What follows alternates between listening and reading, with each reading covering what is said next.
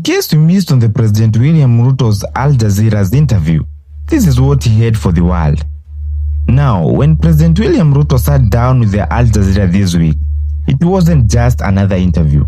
It was a moment and a chance for him to defend his legacy, his power and also his image before Kenyans, and also before the whole world.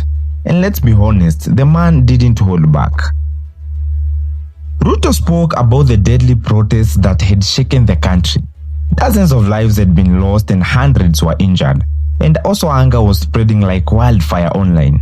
But when asked about the police brutality, he stood firm and he said that he doesn't regret ordering the police to shoot the protesters in the leg. Managing protests.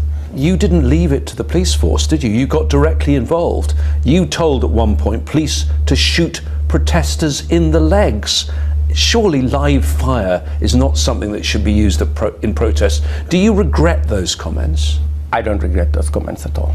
Because to him, it was about protecting lives, not taking them. To many Kenyans, though, it sounded like a president justifying violence, a leader disconnected from the pain of his own people. You remember that hustler message slogan that actually carried him to the State House? Ruto had promised to lift ordinary Kenyans, those were boda boda riders, mama mbogas and the jobless youths into an economic system. But during the interview, even Al Jazeera questioned whether he has betrayed that base.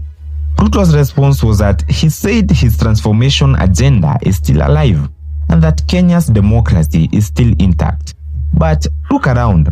The same youths who cheered for him in 2022 are now the ones chanting Ruto must go in the streets. That contradiction alone says everything. When it came to the economy, Ruto admitted that the country is under pressure.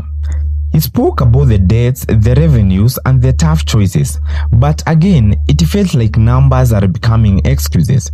Kenyans don't need another economic theory. They actually need relief. Prices are rising, jobs are vanishing, and hope is fading. And while the president blames the global challenges, ordinary citizens feel like they have been abandoned by a system they actually trusted.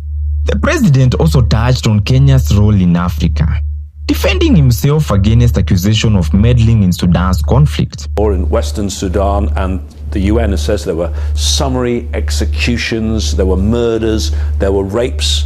Are you worried Kenya is going to be seen to be on the wrong side of history here? Not at all. He insisted that Kenya stands for peace, not interference. But at the same time, his rhetoric showed a man eager to protect power beyond Kenya's borders, to appear as Africa's bold peace